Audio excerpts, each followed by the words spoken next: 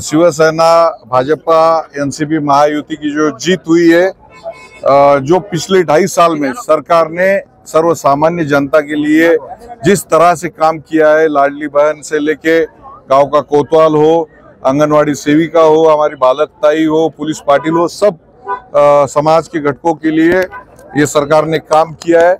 और नांदेड़ की जनता जनार्दन ने साथ दिया है। मैं पहले सब जनता का मैं शुक्रिया अदा करता हूँ और सभी शिवसेना भाजपा एनसीपी युति के कार्यकर्ताओं का आभार व्यक्त करता हूँ कि इन्होंने बड़ी ताकत से आखिरी पल तक ये जंग लड़ी है और 100% जो स्ट्राइक रेट रहा है, मैं धन्यवाद करता हूँ सबके। विकास के लिए क्या रहेंगे रणनीति?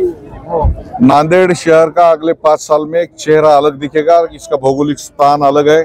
गोदावरी शुद्धिकरण के लिए माननीय एकनाथ शिंदे साहब ने भी ऐलान मोदी जी की सभा में किया था। निश्चित स्वरूप में अगले 5 साल में नांदेड़ एक अलग तरीके से आगे आया हुआ दिखेगा। यहाँ का सामाजिक, सांस्कृतिक, औद्योगिक जो विकास है, जो कुछ सालों से कुछ ठप हुआ था, वो दोबारा आपको दिखेगा और नांदेड़ शहर का महत्व महाराष्ट्र में अलग दिखेगा।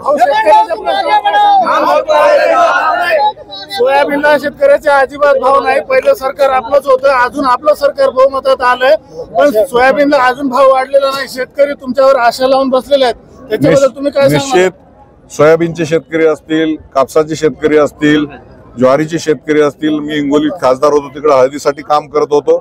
शेतकऱ्याला भाव मिळाला पाहिजे यासाठी मी स्वतः काम करत असतो। आपल्याला माहित आहे की सभागृहात या संदर्भात प्रश्न विचारत असतो आणि सोयाबीनला निश्चित भाव मिळाला पाहिजे यासाठी यापुढे मी स्वतः सभागृहामध्ये भांडणार आहे, बोलणार आहे। जे NCDX कमोडिटी एक्सचेंज आहे, हे जे भाव ठरवत असतं, त्या कमोडिटी एक्सचेंजला तुम्हाला सांगतो, त्याच्या चेअरमनला याच्यापूर्वी हळदीच्या भावाच्या संदर्भात मी फायनान्स कमिटीवर असताना दिल्लीला 2दा बोलवल्यानंतर 2010